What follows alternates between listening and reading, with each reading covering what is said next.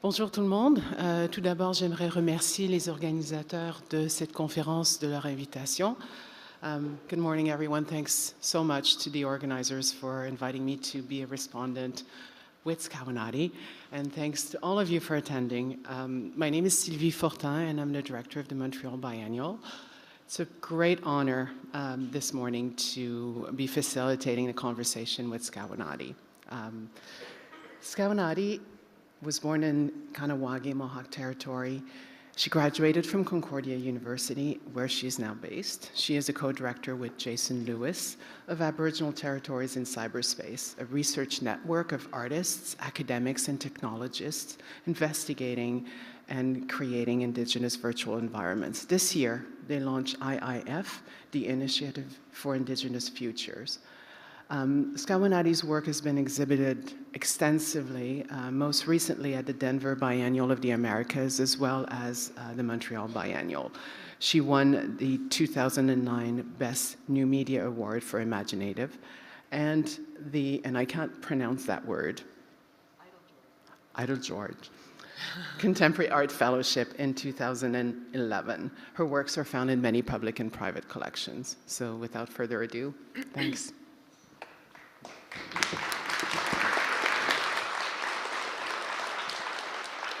Sego sewa gwego. Bonjour tout le monde. Hi everyone. I am a member of the Turtle Clan of Kahnawake, the Kanien'kehá:ka Nation. We're better known as Mohawks. Welcome to our territory.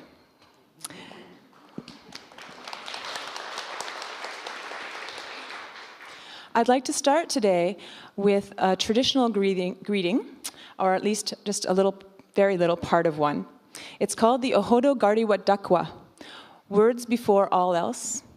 And it's a beautiful piece of oration that my ancestors and contemporaries would say before every gathering. I think that they really knew how to set the tone. So I'm just going to do a very little bit of this, and here we go.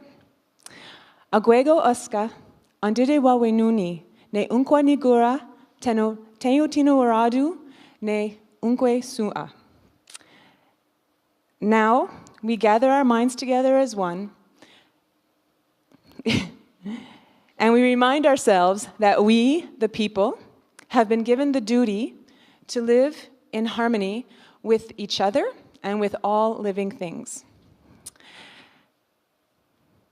We think of all the people that are here and all the people who would have liked to have been here but couldn't make it. We think of all the people that we've met and all those that we have not yet met.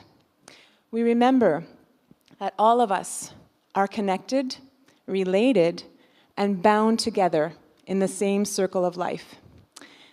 And so, we bring our minds together as one, as we pile high our greetings, express our love, and give thanks for the people. And so now, together we all say, now our minds are one. Yay! So here I would like to say, Nyawa, Goa, thank you. First to Giselle for inviting me to do this, and to all the organizing committee for supporting that. Sylvie Fortin, Nyawa Goa, for coming on this ride with me. I thank all of you for your good minds, for listening, and for presenting your work here too at this conference. And finally, I must always thank Jason Lewis for everything. And there are my little boys waving. So I was asked, I'm going to kind of try to read and not read at the same time. It's pretty, yeah.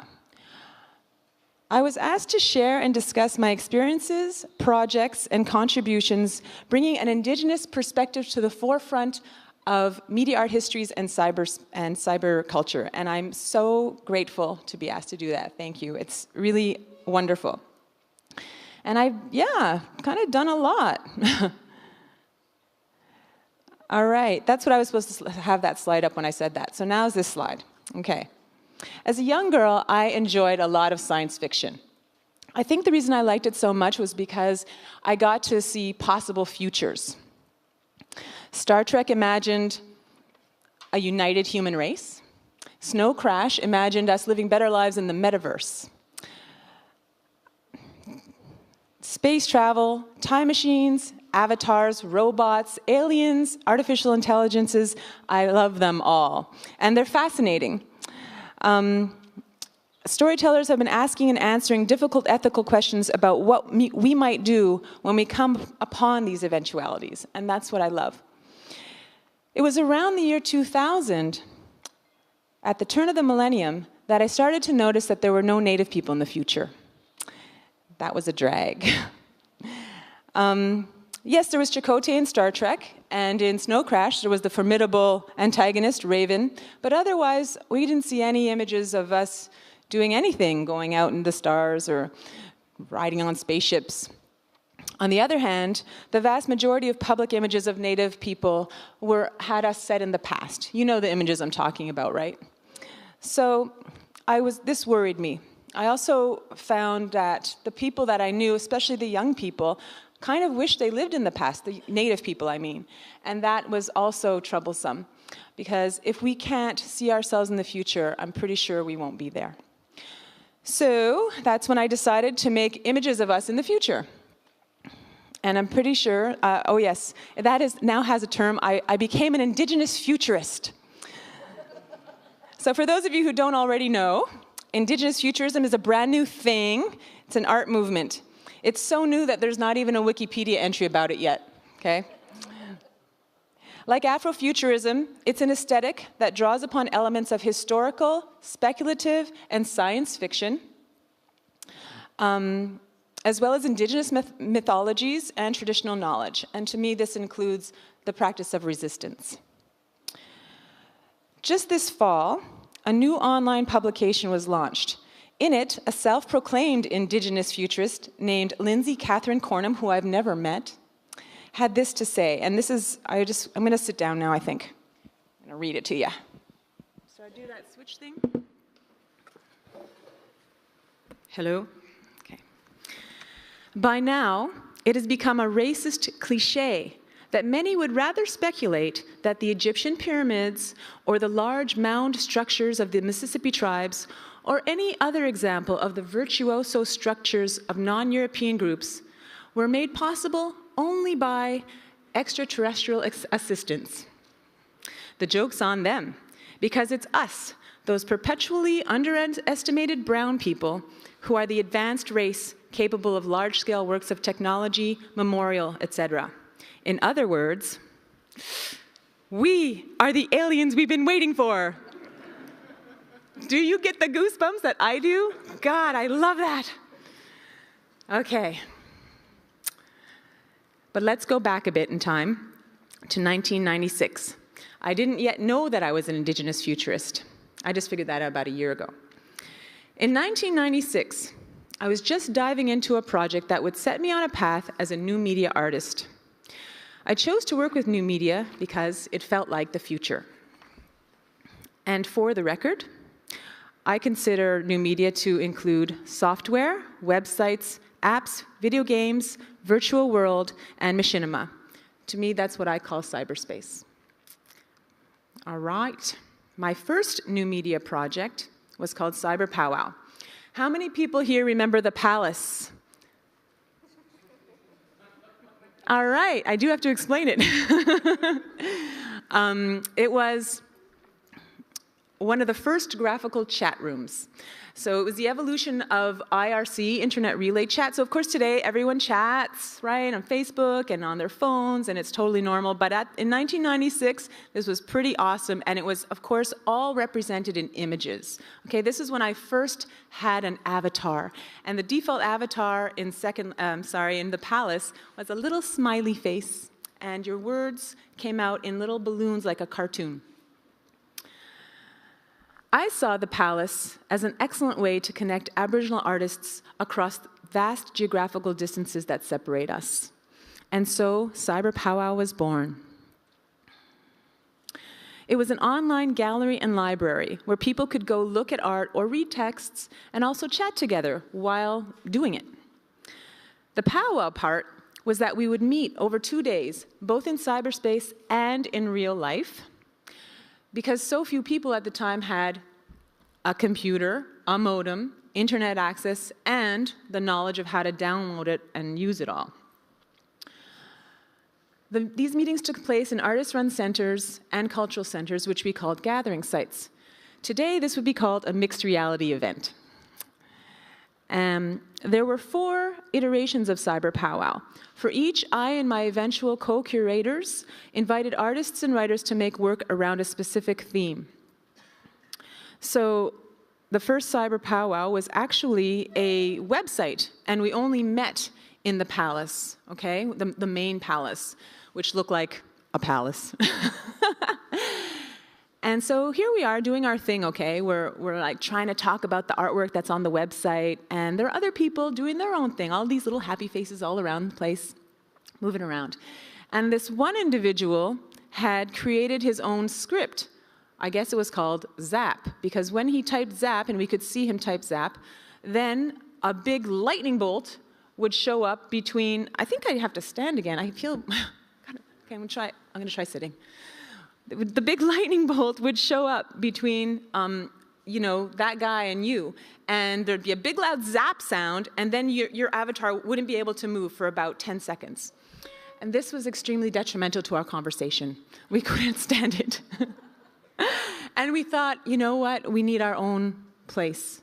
We need our own Aboriginally determined territory in cyberspace so that we can have these conversations in peace.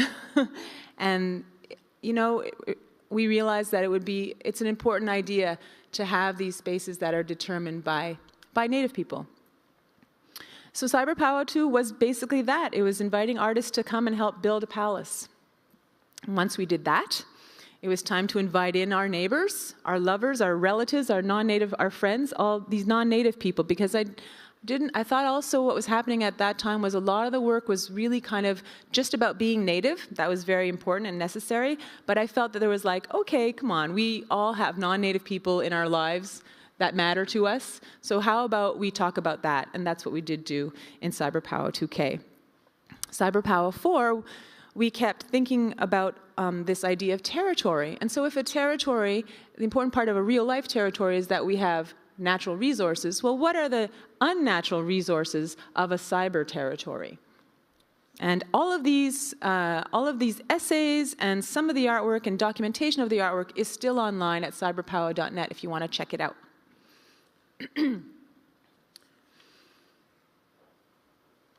The first project in which I consciously tried to imagine the future was called Imagining Indians in the 25th Century. This was a commission by the Edmonton Art Gallery for the new millennium. If you remember, there was lots of money in Canada, at least, for these kinds of shows. Imagining Indians is a web-based paper doll/time travel journal. I set up a timeline of 1 millennium, and the main character, Gadzitsa Hawi, she travels to one date per century. It starts in 1490, 2 years before the arrival of Columbus to the so-called New World, new to who, and ends in 2490 at the Edmonton Olympics, which Edmontonians were quite happy to see in this piece. And along the way, Gadzitsa Hawi has a journal. It describes her interaction with the character or with that time in a journal entry, and she wears an appropriate costume. And so basically, again, you click through. Unfortunately, this site is currently offline because I lost the domain name. All right. So Thanksgiving address, which you've already heard a tiny bit of, the real thing. This is another piece that was made in 2002 with my partner Jason Lewis. It's a video triptych created in Flash, and it was made in 2002, so it sounds kind of terrible, but I'm going to just play you a tiny bit of it. And of course, what it is imagining how the Thanksgiving address might evolve or might have an addition in which we thank the technological world. Oh, boo. Wait, anybody have any ideas why this isn't working? No, this is a little video of it. So if we really want to see it, I think what I'm going to do is is play the actual file, because I'd like to show you. I just have to actually search for it.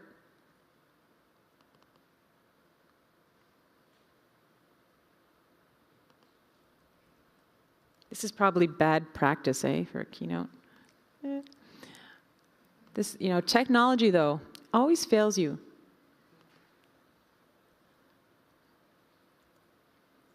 All right, here we go.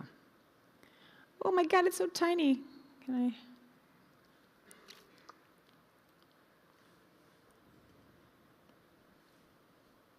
I? Okay, but you'll get the gist of it. Can I control? Today we have gathered to thank the Creator for all our gifts. We have been given the duty to live in balance and harmony with each other and all technological things.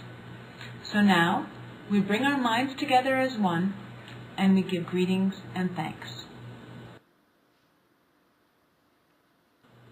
We are all thankful for the computer, the platform from which we can create and communicate.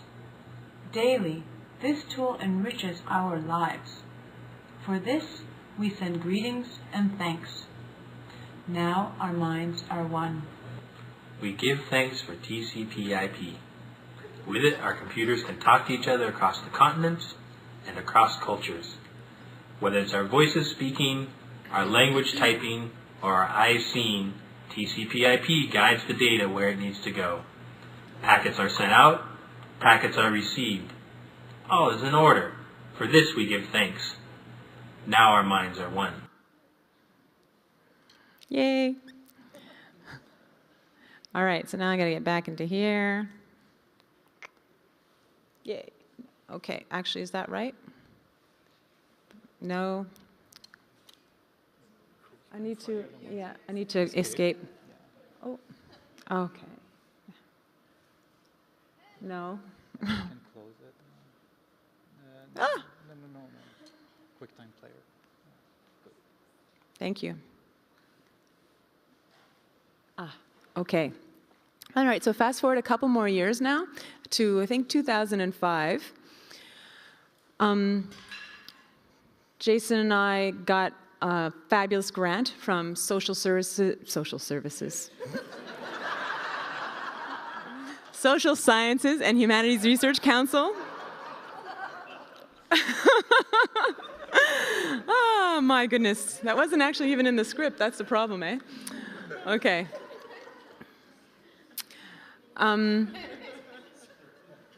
All right, so you know where the title came from, and basically this grant was for Aboriginal research networks, and what we had been thinking about for a long time now was how do we make sure that Native people are helping to basically create and shape cyberspace. We felt like other technologies, like the camera, had kind of come in and had been used to shape what people thought about us. And this was sort of the first time that there was enough of us that enough of us had access to this new tool that we could help shape it and make sure that we represented ourselves using it as well. So that's the basic overarching tenet of Aboriginal territories in cyberspace. We also wanted to share and define conceptual and practical tools that would allow us to create new Aboriginally determined territories in cyberspace. All right. One of our biggest projects is called Skins. It's a workshop that teaches Aboriginal youth how to take stories from their own lives and communities and turn them into video games. Or another way that I like to put it is taking oral tradition and translating it into new media. We wanted to see these kids become empowered to be producers, not just consumers of video games and these new medias. We also felt that we were giving them some valuable, marketable skills in teaching them some of these tools, skills that they could take with them into, for example, the game industry if they so desired. So to explain it a little bit more, the kids learn a wide range of ideas and skills, starting with tales, legends, and histories from their community. They learn how to transform that story from the oral tradition into a new one. And once they've done that challenging conceptual work, we teach them the basis of the technical stuff, 3D modeling, animation, and programming, to name the biggies. I believe we're also teaching them how to be proud of their heritage and who they are as Indigenous people today, and ultimately how to see themselves in the future. A few of the other things that we did, well, like a Machinima Workshop. This is Aboriginal territories in cyberspace. Residencies and internships, and also mentorships. And now we come to Time Traveler. This was a Time Traveler TM. This is another big project that AbTech undertook. It is the story. It's a story. It's a movie. I'm going to tell you about it and show you some of it. It's the story of Hunter, an angry young Mohawk man who lives in the year 2121. And in this time, there is a technology that allows you to not really time travel, but to kind of go to, you know, like the holodeck on Star Trek, you can see and participate in historical events. It's really a lot like imagining Indians in the 25th century, but kind of on testosterone. It's a machinima. And so for those of you who don't know, machinima is making movies in virtual environments. And so the virtual environment I chose is Second Life. I'd love a show of hands. See how many people know Second Life? Because I think it's going to be a lot more than the Palace. Yeah. I chose Second Life because when I saw Second Life, I was like, it's the Palace all grown up. You know, I mean, here was, you know, 3D human forms walking around through space, being able to interact just like in the Palace, you know, same thing actually, little balloons at first, and now, of course, you can just use voice chat. But the most amazing thing about it really was that it gave you, within that world, the tools to create the world. And so you are able to make a little tiny ring or a great big skyscraper and everything in between. And I soon saw that it would be a really interesting place to, you know, that you'd be able to make movie sets, and you're also able to, of course, customize avatars. So I'm going to show you a few clips from Time Traveler TM. I hope they work, but you know, I've got the backup in there.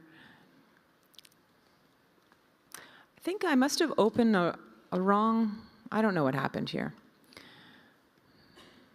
But my apologies.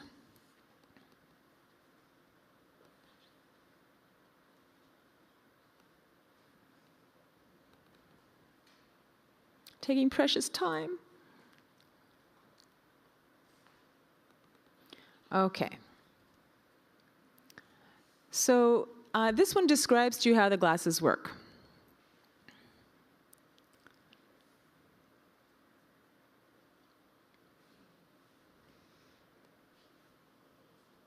And you see Hunter in his apartment. I have actually skipped the part where he introduces himself for the sake of time. I'm thinking maybe I need a new aim in life. Screen on.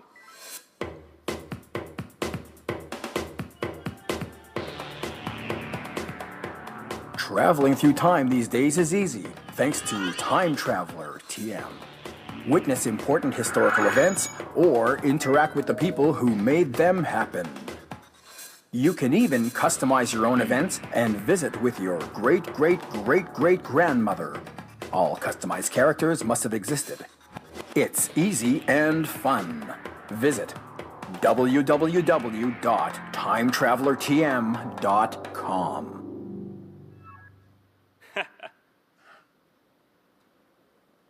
Time Traveler TM. On.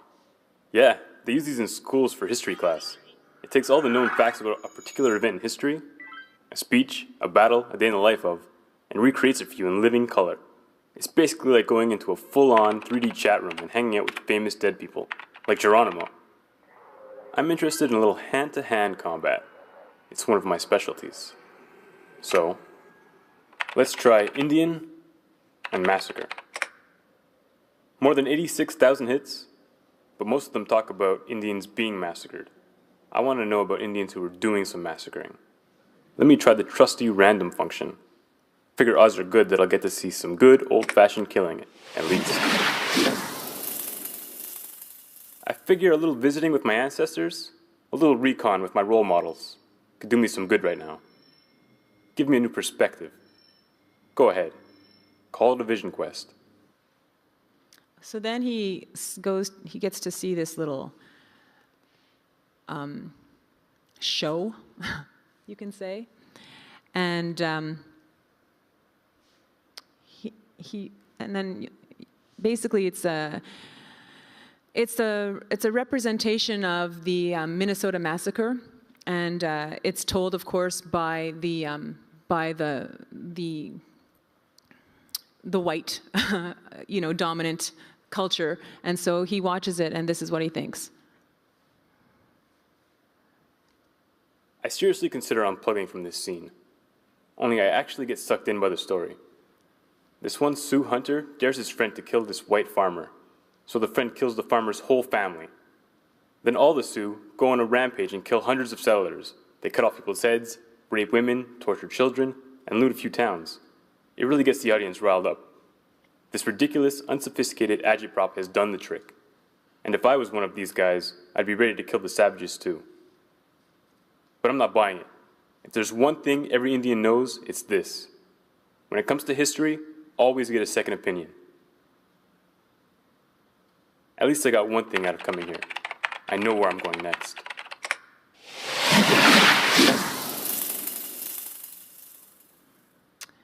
So that's where the title of the talk comes from. And now, so that, so far you've seen a little bit of the future, but I'm going to show you much more of this next episode, episode 4. So what happens is there's a young woman who ends up coming into the story, and her name is Gorakwahawi, and this is who you're going to see now.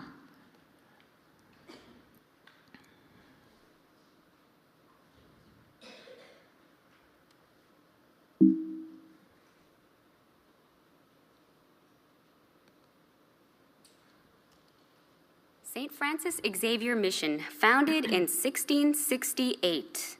Crazy, and I thought I was old. This is the shrine of Kateri Tekakwitha, the lily of the Mohawks.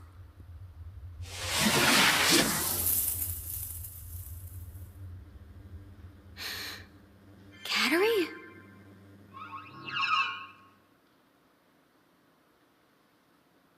Hunter?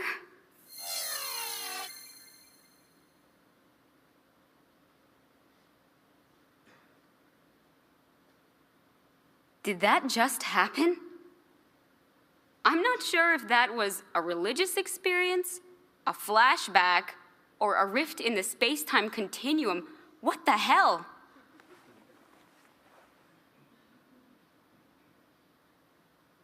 Wow. These feel amazing. Light as air, yet more comfortable. And something tells me they are not your ordinary sunglasses. Everything looks like I'm in a Terminator movie, and I'm the Terminator. Famous Mohawks. How do you work this thing? Welcome, you beautiful Aboriginal people. Welcome. Welcome to the Manitowoc Powwow 2112. And for all of you watching on the net, we are broadcasting, nearcasting, and podcasting live from the Winnipeg Olympic Stadium. Did he just say 2112? My name is Luke Midawasti, and I am absolutely honored to be your host this weekend. We have so much in store for you today and tomorrow. You will witness some of the best drumming and dancing in the galaxy. Tonight, after the competition, treat yourself to a concert of cutting-edge music featuring the most notorious FN punk band ever, the famous Dead Mohawks. Famous Dead Mohawks? That's pretty funny, actually. What's my name? Say my number. What's my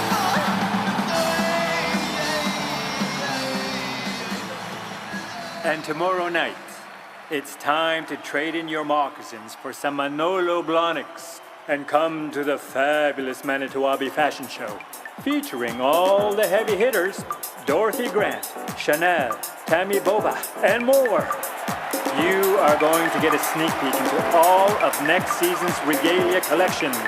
I won't give away too much, but I do have 3 words for you. Personal strobe lights. Look at all those beautiful jingle dancers. Hey, I'm on screen. Our dancers are competing for some incredible prizes. Not only does every dancer get a free eyewear implant just for participating, but we're also giving away a space cruise to Saturn's rings, his and hers matching Ferraris, and $1 billion in cold hard cash. I wish I was a better jingle dancer. And now, allow me to introduce our stunning head female dancer, who was featured on the cover of Italian Vogue this month, hailing from the Cree Nation and just winding up her reign as Miss Universe 2111, Amethyst Starblanket.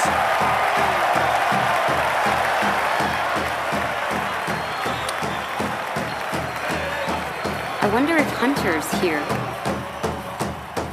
Oh, it's good to see you all here, all together, you beautiful people. Do you know, my grandmother told me at one time her grandmother told her the powwow was outlawed. They didn't want us Indians to get together in public.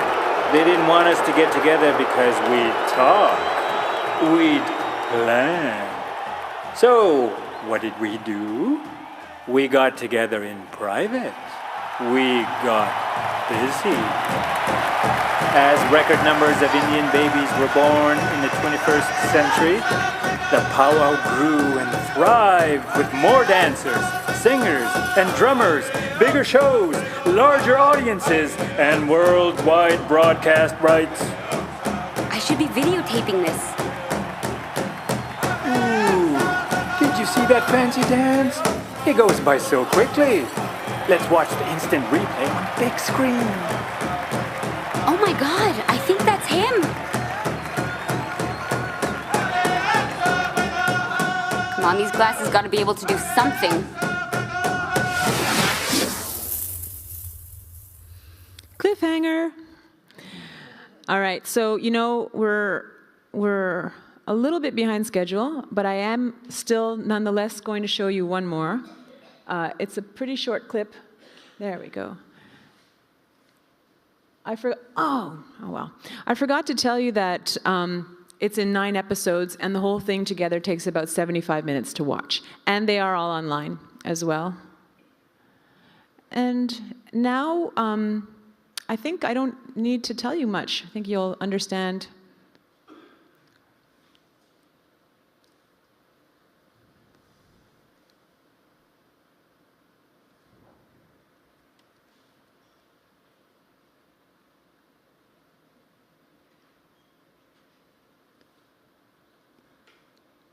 It's weird that it's not working, huh?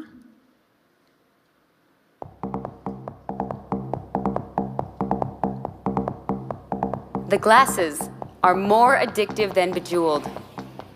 After I finish my final semester, Hunter and I go on a time traveler joyride. We visit Pocahontas in England. I had no idea she was Queen Anne's BFF. We walk with Sacagawea to the shore of the Pacific and see the big fish, as she called it.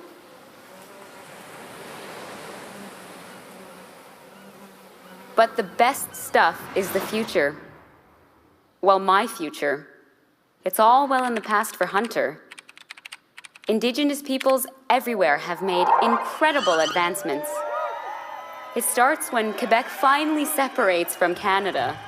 The Cree promptly separate from Quebec and form a confederacy with all their cousins to the west. The Haudenosaunee soon follow, then the Anishinaabe, then the Blackfoot. I guess all our hard work finally pays off.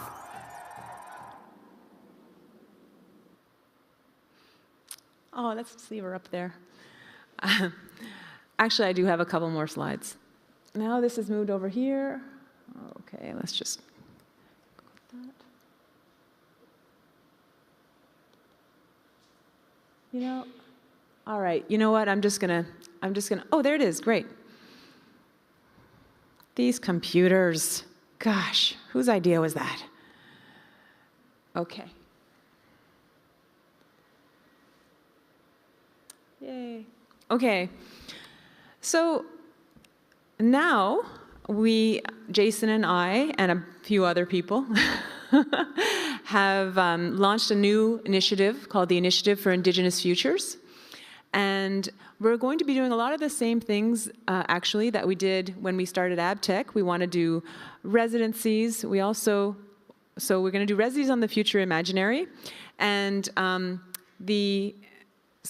sorry, I should say that it's changed a little bit from just saying, all right, we want to see Aboriginal people in cyberspace, to let's consciously start thinking about the future. Let's invite Indigenous people to really think about the future. We can't do it all alone. And our residencies are interesting to me because they're actually not just going to be artist residencies, they're going to be non-artist residencies as well. So we're thinking, for example, maybe a lawyer to talk about, I don't know, the future law, maybe food sovereignty people to talk about what's that going to be like in the future. I mean, there's a lot of, health. There's so many issues to think about. We will continue with the skins workshops. We want to make them a little more mobile, a little bit able to go out into other reserves, other places, other territories. The Aboriginal New Media Arts Archive. This is, as we talked about here at this conference, and as probably we always talk about, new media art is hard to archive, and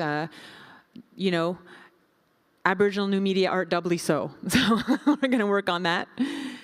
And finally, the Symposia on the Future Imaginary. So each year or so, we will convene a bunch of people who are thinking about this stuff to let us know the kind of work that they've been doing.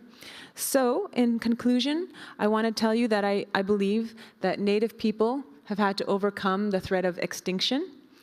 I believe we've done that. We're here. We no longer have to speak about our very survival. Native people have had to fight for our cultures and our languages through widespread revitalization programs that are happening right now. I think that is happening. What is next is for us to think about the idea of thriving. Who do we want to be in the future? What, as individuals, nations, reserves, what do we have to offer society in general? That's my talk. Thank you. Nyamagoa. I'm very curious about your choice of a kind of episodic format. So it is one work that lasts 75 minutes, but you chose to produce it and present it as 9 different episodes. And I think that I'd like you to speak about the relationship to time that a kind of episodic structure can develop. And more specifically, the kind of going back and forth or weaving of past, present, and future that each episode does, but also that the episodic structure can put forth. Well, there were a few reasons for it, right? Of course, there was a practical reason, which was that, I didn't mention, Time Traveler TM took 7 or 8 years to make. It was really an effort. Because it was a brand new medium. That's one reason. The first episode took 2 years to make because we were just trying out, myself and the team of students that I eventually had, but at first it was just me, and then just me and one research assistant. We didn't know how to do anything at all. So we were trying it out, and it took that long to figure it out. And thankfully, the first episode was totally written already. I had ideas for other episodes, but they had yet to be written. So the episode, the non-practical reason or the conceptual reason is that it felt more like time travel, really. I really felt that each event was kind of modular. Each event was, him with the glasses. I always knew that Time Traveler TM was going to be a reality TV show in the end, I always knew it was going to be, I had created this very sort of, our world, but more like very commercial, very, celebrity and entertainment oriented. And so I wanted that, I knew that was all part of it, and so I think the episodes speak to that. And of course they speak to the idea of time travel as well. Sort of like, instead of it all being linear in one way, you can jump through. Of course the episodes are, the story's linear. It's told in a linear manner, but the time travel isn't. You go back and forth, past to future, present. There's two presents after, because we have the two protagonists, they end up having 2121 is a present and 2011 is a present. Thanks. And coming back to your more current project, which is to kind of gather a number of people around you to think about the future. I guess my question there is that it seems, I'd like you to speak to one thing in particular. It seems to me that the kind of the models of the futures that are most present right now are kind of prophetic models. What I mean by that is that the kind of structure or the narrative structure that is the economy is purely prophetic, and austerity is one manifestation of that kind of prophetic discourse. We also see in a kind of political realm the power of religious prophecy on all sides, kind of dictating the agenda, neoliberalism and so on. So I'd like to, open up and think about how working with the media that you're working with, what kind of other kinds of futures might be possible. So what is it in the kind of platforms and technologies that you're using that might allow you to kind of move beyond prophecy? Or, the other thing is the notion of the future as futurology, which is pretty much only risk management. So how do we move beyond these two dominant stories? Well, you and I spoke a little bit about this in preparation for this, and but you didn't bring in the technology part, and I don't know. I don't know the answer to that. And one of the things that I think you do know is I'm losing my faith in technology. I'm not sure. It's certainly not what I signed up for originally. But about the prophetic thing, we talked about, Sylvia and I talked about the Iroquois worldview of life, which is a little bit different or maybe a lot, from some of the Christian, this idea of, you just have to get through this life because, and if you're good, you'll get to heaven. But in the Iroquois worldview, it's like, all I have to do is find my path. I have to find the thing that I love doing and do it. That is what the Creator meant for us to do. And so it's this other idea, right? It's like, we're meant to have a good time here, which is kind of cool, right? And so, what does that mean? Like, how would that change if we adopted that as our way of looking at life and the world? How would that change everything? How would that change war? We solved a lot of problems yesterday talking about this. How would that change people's acting? Acting today, and how would could it bring peace? It's possible. And coming back to your work, I guess what I meant to tease out was the presence of glitches, loops, imperfections, repetitions, recombinations that are in your kind of storytelling strategy as well as in the technology. And so if you could speak maybe a little bit about the productive use of those elements.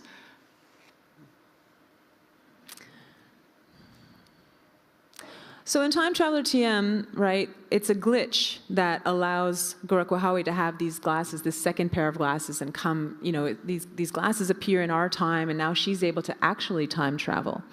And so I thought there's, I never thought of the fact that, oh yeah, technology has glitches, so I'm going to use glitch as a literary device, but it works kind of well, I think.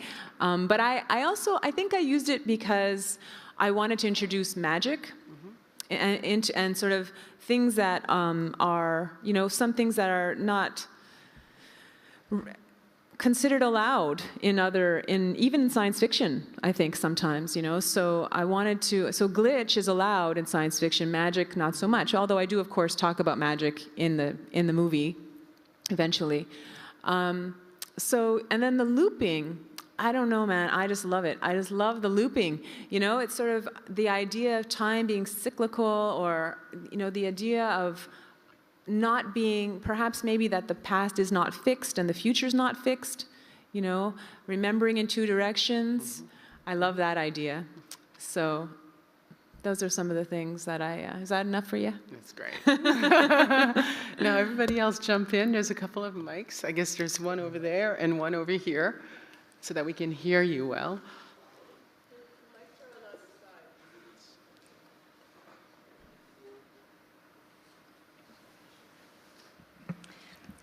Hi, SKAWENNATI, that was great. Thank you. I'm cheating slightly because I have 2 questions. So one is, your work is so funny. I mean, the humor is so incredibly compelling. And I'm curious how much you work in an aware way with your humor versus it just being a kind of methodology that's, part of kind of how you experiment. And then the other, you said something very striking about, the need for young people to be able to think forward if they're going to thrive. So I'm really curious about the kinds of narratives that the youth, when they're thinking about the future, that the youth are imagining. So I'm sorry, I really did cheat and ask 2 questions. That's okay. What was the first one again, though? Your sense, humor. your weird sense of humor. Yeah. So I don't believe I'm actually super aware. Like I don't try to use it as a strategy. I don't say, okay, I really told this really awful thing right now, so there needs to be a funny part right here. It sort of just flows. It's the way that I think it's really the way that I operate in the world, my own self, and I like that. Like I don't want to be too strategic. I believe that creating art is a felt thing. And I feel it, and I want to express how it comes out. So yeah, I mean, of course, I'm aware on certain levels that it's sugarcoating a hard pill to swallow at times. I mean, it helps the pill go down. There's like some crappy history, right? But I think people need to know it, and the humor certainly doesn't hurt, but it is my personal way, I think, of going through the world, and so yeah. Now the future stories, we have not yet gotten those stories. One of the surprises that I felt is when these kids, when we did the Skins workshops, and we asked the kids what stories they wanted to tell, they just, totally went backwards. So in the first time, and backwards meaning to the past, of course, the first time we did it, it was totally natural. I mean, I saw that was how we presented it to them. We said, we're going to translate some of our myths or our legends into a video game. So of course, it felt like, I think they felt, and we all expected to go to the past. So slowly over time, as I began to be much more interested in the future, much more consciously interested in the future, I changed that framework. So when I presented it to the youth, I would say, it doesn't, stories from your community, stories from your life, so these kinds of stories. We start each workshop with a storytelling event, and we invite usually Mohawks to come and tell stories. And so the first time, we invited people who told like our creation story and old stories. The third time I did it, I invited an iron worker. I asked him to talk about his life and interesting things that happened in his life. I invited Ellen Gabriel, who, for those of you who don't know, was the spokesperson for the Yoka crisis, which was 1990, so that's like still pretty recent for most of us, to talk about that. And then I invited our traditional storyteller. So I gave the youth a choice. So we're still early in that process. We haven't gotten that much future stuff. The last story was not a legend. It was a story of a young woman who had just graduated from university. She was going back home to her reserve Akwesasne, and she had to learn some of the old ways she had to use her archaeology degree and some of the things she learned from her grandmother in order to solve a mystery and find the peacemaker's wampum. Thanks, though. That was a great question. I have another question for your Futures project. As somebody from the outside of your culture, what has always really impressed me is the notion of harmony of men and nature, or woman and nature, and the fact that indigenous cultures here in the US and in Canada did not have a perception of ownership of land. If we see how we're treating nature, how we're mistreating nature, conquering it with a capitalist economic model, do you think on an artistic way you have something to contribute and that you can teach us about our respect for nature in an artistic way or political way, whichever you choose? Well, yes, but mostly. You know, I'm doing this, all the stuff that I am doing with Jason and others is because we believe we can change the world. Now, the eco stuff is not my bag, you know, but I think that that's where the Initiative for Indigenous Futures comes in, because I think there are so many people who are thinking about that right now. I mean, the food sovereignty thing, there are people who are learning how to grow again in traditional ways, people who are figuring out, what our diets were. They're trying out paleo diets. They're trying out, there's another term for like eating like the food of my ancestors. Can anyone remember? You two, I'm looking at you two. Anyway, there's a lot of very interesting things happening. So absolutely, I mean, that's kind of what we're doing. World domination in a nice way. Yeah. Okay, thank you. Hello. Hi.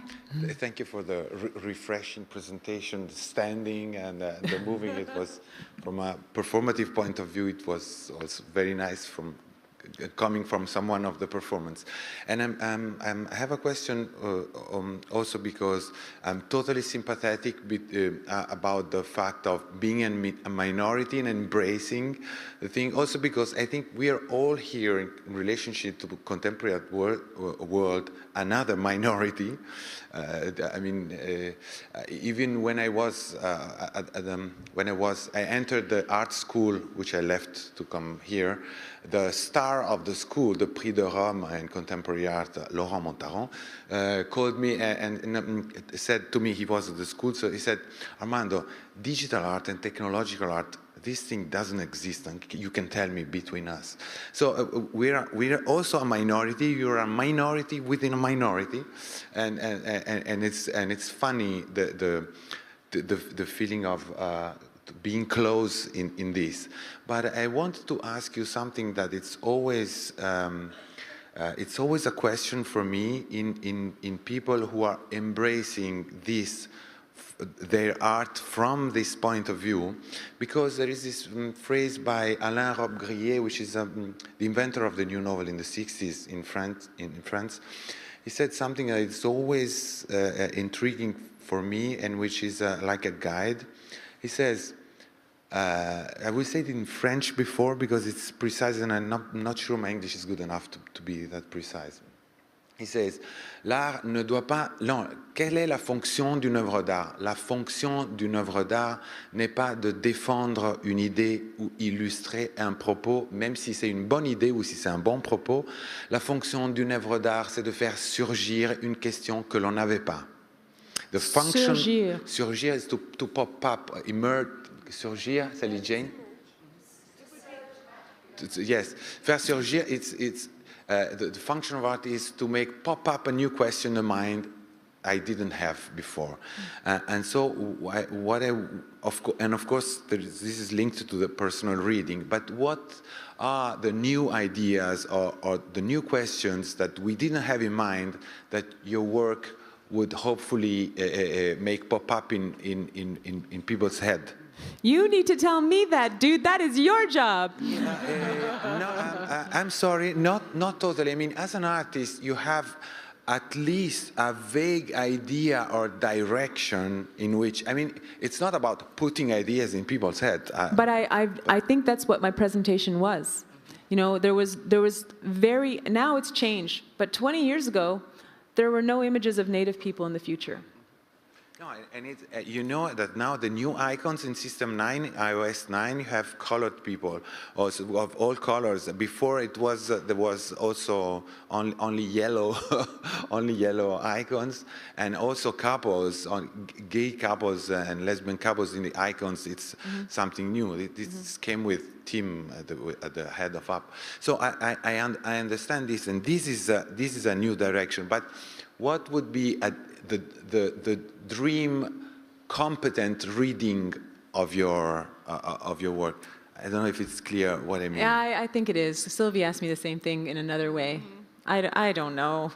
I mean, I don't have an answer for you right now. I haven't, you know, I just, you know, I was able to tell her the questions I didn't want to hear.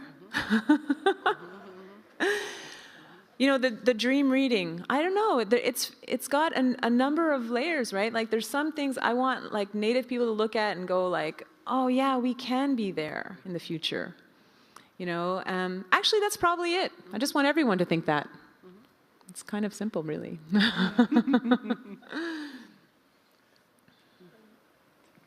With the question of time, you know, that's past, present, future, of course, that collapses in the present.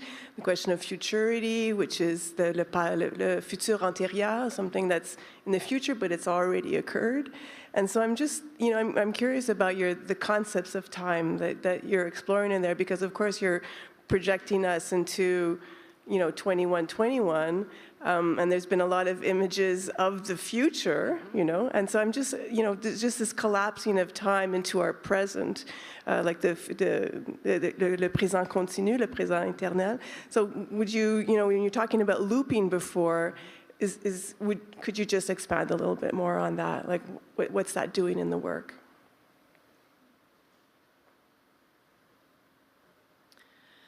Well, I'm not sure if I'm answering your question very well, Giselle, but, you know, I think what it's doing is taking us actually out of this present and putting us into another place that's maybe even out of time and allowing us to look at it all as a whole, you know? And so maybe that's it, like, this circle is actually the story, right? And it just keeps going. And perhaps if we can step out of time for a minute and look at it all with this story, maybe we can do that with our story.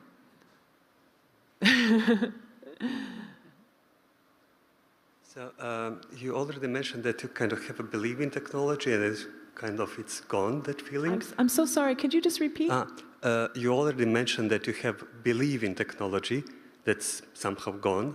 So I'd like to frame a question about that notion, very political and social notion of using technologies. As different technologies, if you are talking about digital technologies, have its history mostly based in military research, pattern recognition. The technologies you mentioned in your works, like Google Maps, this is all military technology, the automatization of different kind.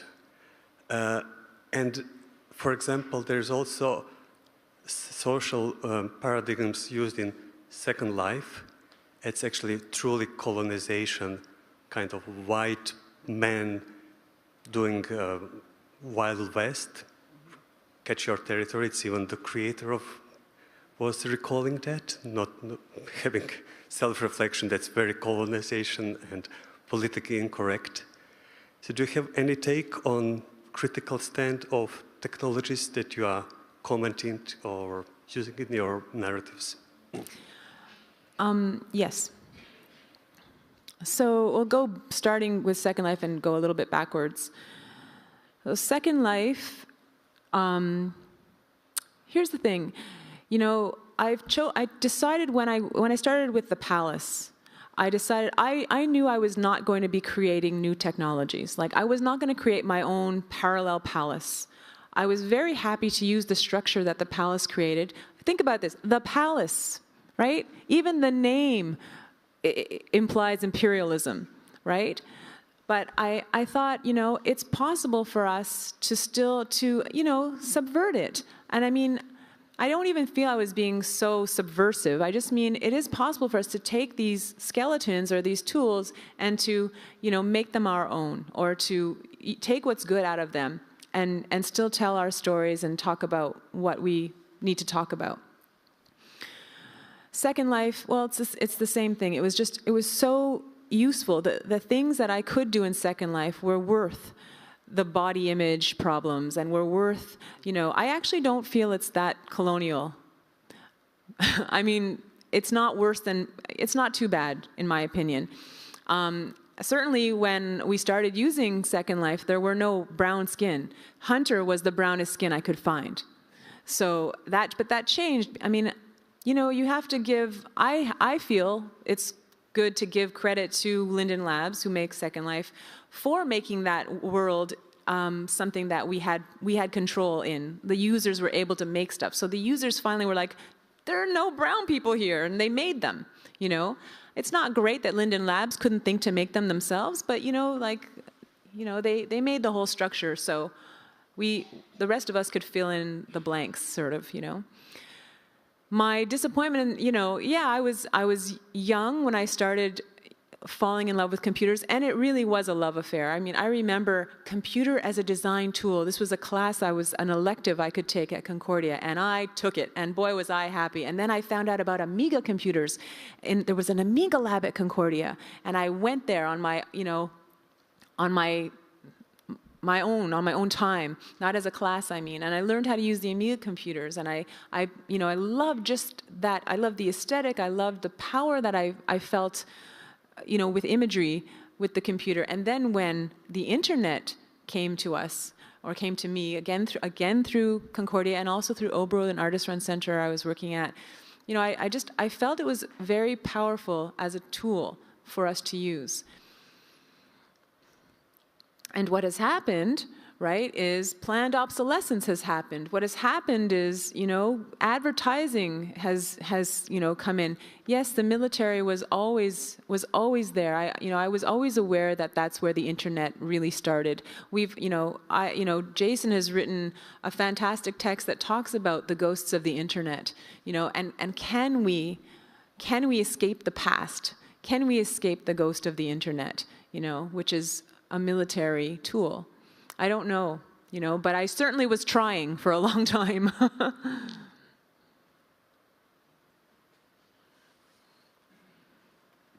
Last chance.